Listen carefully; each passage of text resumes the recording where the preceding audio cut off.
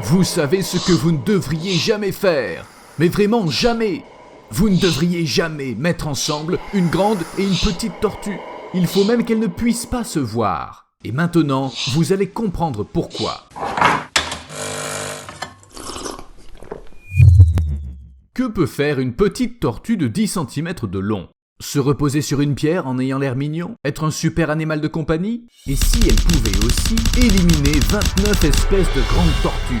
Les tortues de Floride sont de très petites tortues que les gens aiment avoir comme animaux de compagnie. Mais quand elles se retrouvent dans la nature, ça mène au désastre. Premièrement, il leur arrive d'être porteuses de maladies que les espèces indigènes ne peuvent pas combattre. Ensuite, elles mangent leur nourriture, envahissent leurs plans d'eau et ne se comportent généralement pas en bonne voisine. Dans le nord-est de l'Inde, les tortues de Floride envahissent les plans d'eau naturels et menacent d'extinction des espèces indigènes déjà vulnérables. Oui, ces petites bestioles sont capables de ça. On raconte qu'il ne faut pas aller dans l'eau après minuit. Un petit monstre effrayant y vit.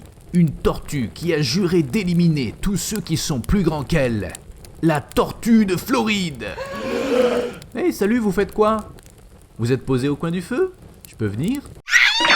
Mais les petites tortues sont vraiment plus fortes que les grandes. Quels avantages elles peuvent bien avoir ? Elles sont comme des miettes pour les prédateurs. C'est ce que je croyais, jusqu'à ce que je commence à creuser le sujet et que je découvre des choses étonnantes. Toutes les tortues sont bien protégées. Il faut de gros efforts pour les extraire de leur carapace. Mais cette même carapace peut devenir un piège mortel. Vous savez probablement que les tortues se retournent parfois sur le dos et ont l'air absolument impuissantes. Dans cette position, elles peuvent mourir du soleil brûlant, de faim ou servir de dîner à quelqu'un. La nature a donc appris aux tortues à se retourner à l'aide de leurs pattes. C'est pas facile, mais c'est possible. Toutefois, il y a un mais. Plus la tortue est grosse, plus il lui est difficile de revenir à sa position initiale. Et oui, il existe de nombreuses raisons pour lesquelles les grosses tortues ont une vie plus facile que les petites ou que les jeunes tortues, jusqu'à ce qu'elles se retrouvent sur le dos. Alors, c'est qui le plus cool maintenant, hein ? À l'aide ! À l'aide ! Ha ha ha ha.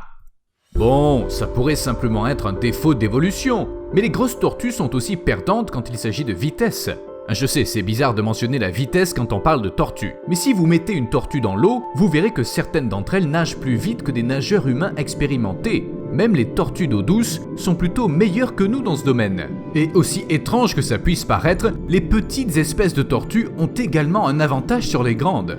Prenons par exemple la tortue alligator. Elle est grande et intimidante, mais une fois dans l'eau, elle préfère errer au fond comme un hippopotame. De son côté, la tortue de Floride nage à une vitesse raisonnable, de l'ordre de 6 à 9 km/h, comme la tortue verte, qui est conçue pour nager sur de longues distances. Vous voyez où je veux en venir ? Il s'avère que les petites tortues gagnent encore. Mais ça soulève une question que les enfants posent généralement. Pourquoi les tortues sont si lentes ? La vie dans la nature ne leur apprend pas à se déplacer rapidement pour ne pas mourir ? Eh bien, on dirait que les tortues sont pas pressées parce qu'elles n'ont pas besoin de l'être. Quelle chance ! La plupart des tortues sont herbivores. Or, on trouve des plantes partout et elles ne risquent pas de se déplacer. Sauf quand elles doivent attaquer Isengard en urgence, bien sûr. Parfois, les tortues chassent des insectes, des petits poissons ou des espèces de méduses, mais là non plus, elles ne pourchassent personne. La proie leur passe juste devant, en volant ou en flottant. En outre, les tortues ont un métabolisme très lent, grâce auquel elles peuvent vivre plus de 100 ans. Et un métabolisme lent rend l'animal lui-même lent. Mais parfois, les tortues peuvent être rapides, selon les circonstances. En général, les circonstances de la fuite peuvent être décrites en un mot. Ah ! Lorsque les tortues sont effrayées, la plupart d'entre elles se réfugient dans un endroit sûr. Certaines plongent dans l'eau, d'autres se cachent. Mais il faut qu'elles soient vraiment effrayées. Les tortues existent depuis des millions d'années. Elles font pas de caprices sans raison sérieuse. Revenons à notre point de départ. Les petites et les grandes tortues. Il est vraiment préférable de les séparer, surtout lorsqu'il s'agit de membres d'une même espèce. Les petites sont plus agiles, plus rapides et condamnées à mourir. Les gens qui élèvent des tortues chez eux le savent très bien. Quand les bébés tortues sont prêts à éclore, il vaut mieux en éloigner les adultes.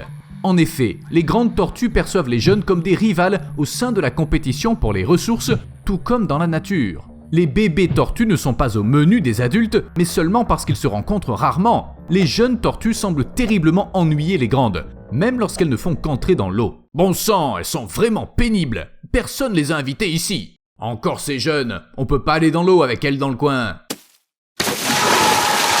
J'ai arrangé ça, mon pote. Vous savez, c'est peut-être pour ça que la plupart des tortues ne se soucient pas de leur progéniture. Elles pondent des œufs, puis vaquent à leurs occupations afin de ne pas risquer de voir leurs petits comme des rivaux gênants. C'est une méthode assez radicale, mais elle fonctionne. Cependant, certaines tortues peuvent concourir pour le titre de bons parents. Une équipe de chercheurs brésiliens a découvert que certaines tortues parlent avec leurs petits après qu'ils ont quitté le nid. Ça commence lorsque les bébés tortues arrao émettent des sons avant de sortir de leurs œufs, et ils continuent à le faire même lorsqu'ils sortent du nid et s'engagent sur la plage de la rivière. Et les mères y répondent. Ces sons ne ressemblent pas à des chants, des grognements ou des sifflements, mais plutôt à des clics à basse fréquence qui parcourent de longues distances sous l'eau. Les tortues arrao vivent principalement dans le bassin amazonien. Il est donc très facile de s'y perdre. Grâce au son, les mères retrouvent leur progéniture ou la guident simplement vers les zones où elle peut trouver de la nourriture.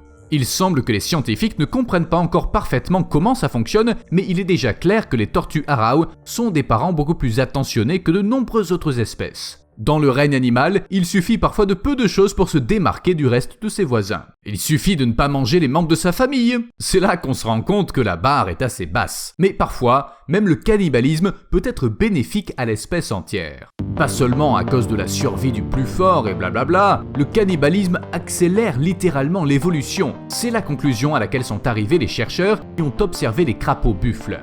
Lorsqu'une partie des œufs se transforme en têtards, ceux-ci ne prétendent pas être des nounous attentionnés. Au lieu de ça, ils mangent le reste des œufs, c'est-à-dire leurs frères et sœurs qui n'ont pas été assez rapides. Oui, c'est dégoûtant. Ainsi, pour ne pas être mangés, les autres têtards se sont mis à se développer et à éclore beaucoup plus rapidement. Donc ils ont littéralement évolué simplement pour enlever de la nourriture délicieuse à leurs frères aînés. D'accord, c'est aussi pour survivre, mais c'est un détail. Alors que certains animaux accélèrent leur évolution pour éviter d'être dévorés, d'autres essaient de la pirater. C'est une évidence. Tout animal cherche à procréer afin de transmettre ses gènes à la génération suivante. Plus la progéniture est performante, mieux c'est, comme chez les humains. Enfin, personne ne s'attend à ce qu'un tigre aille à l'université. Mais il se passe quoi si un animal a une progéniture qui pourrait appartenir à plusieurs espèces à la fois ? C'est pas facile à faire, mais incroyablement cool. Et les tortues y sont parvenues. L'histoire de leur évolution est plutôt compliquée, mais les scientifiques sont tout à fait certains que les tortues, les crocodiles et même les oiseaux ont des ancêtres communs. En outre, les tortues sont plus proches des oiseaux que des lézards modernes. On ne sait pas encore très bien à quoi ressemblaient les ancêtres communs à tous ces types d'animaux, mais la communauté scientifique y travaille.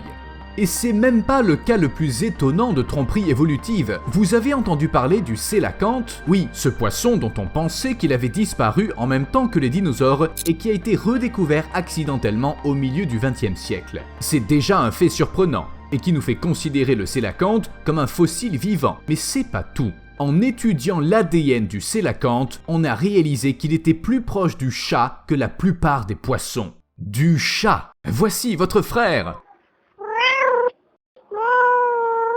Les scientifiques ont déjà suggéré que le sélacanthe est un cousin des mammifères et autres vertébrés terrestres et que le secret réside dans ses nageoires spéciales. Mais c'est moins intéressant que d'essayer d'imaginer ce qui a motivé le sélacanthe. De passer directement au stade mammifère, où il a convaincu ses descendants qu'il n'était pas nécessaire de reprendre l'entreprise familiale et de nager quelque part dans l'océan, et qu'il était préférable de sortir directement sur la terre ferme et d'investir dans la fourrure. Et c'était clairement la bonne décision. Qu'en est-il de ces très lointains ancêtres des tortues qui ont décidé de devenir, des tortues ? Est-ce qu'ils en ont profité ? Oui, ils ont reçu quelques avantages évolutifs. Le meilleur, bien sûr, c'est la carapace. Elle est composée de kératine, le même élément qui constitue nos ongles et nos cheveux, mais elle a une résistance accrue grâce aux plaques de kératine aux écailles solides. On pense que la carapace d'une tortue peut supporter jusqu'à 200 fois son propre poids. C'est clairement plus résistant que de l'aluminium, même si bien sûr c'est pas aussi dur que du titane, mais soyons honnêtes, y a-t-il quelque chose dans la nature dont la résistance est proche de celle du titane ? La carapace de la tortue offre une protection fiable contre la plupart des prédateurs. Mais il ne serait pas préférable d'évoluer en quelque chose d'autre, en quelque chose qui serait au sommet de la chaîne alimentaire ? Il s'avère que les tortues elles-mêmes ont été au sommet. En juger par les fossiles, il y a environ 60 millions d'années, il y avait sur Terre une tortue aussi grosse qu'une petite voiture, une tête de la taille d'un ballon de football, une carapace d'environ 1,7 m de long, de grandes pattes. Cette créature géante est apparue après la disparition des dinosaures. Elle a occupé le créneau vacant et on dirait qu'elle a dévoré tous les concurrents qui restaient. Les scientifiques pensent que cette tortue était assez grande pour manger même les anciens crocodiles. Les crocodiles! Vous imaginez à quel point les descendants de ces crocodiles seraient surpris si les tortues modernes essayaient de les manger?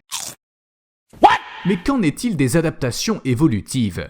Une autre compétence pratique est la capacité de la tortue à rétracter sa tête. Corrigez-moi si je me trompe, mais à mon avis, aucun autre animal de taille raisonnable n'en est capable. Vous savez à quoi sert cette compétence? Pendant longtemps, on a cru qu'il s'agissait d'un mécanisme de défense. La coquille est dure, le cou est mou, il vaut donc mieux le cacher pour éviter les morsures. Mais de nouvelles recherches montrent qu'à l'origine, les tortues ne semblaient pas se cacher de qui que ce soit à l'intérieur de leur carapace et se sont mises à rétracter leur tête pour attaquer. Ça vous paraît bizarre? Souvenez-vous comment fonctionne un ressort. Plus on le comprime, plus il produit de force lorsqu'il se détend. Les anciennes tortues faisaient à peu près la même chose. Elles rentraient leur tête dans la carapace, puis portaient des coups puissants à leur proie. Je sais pas à quel moment cette méthode d'attaque s'est transformée en méthode de défense. Peut-être qu'un jour, une tortue s'est dit « Hey, c'est plutôt confortable à l'intérieur. À plus ».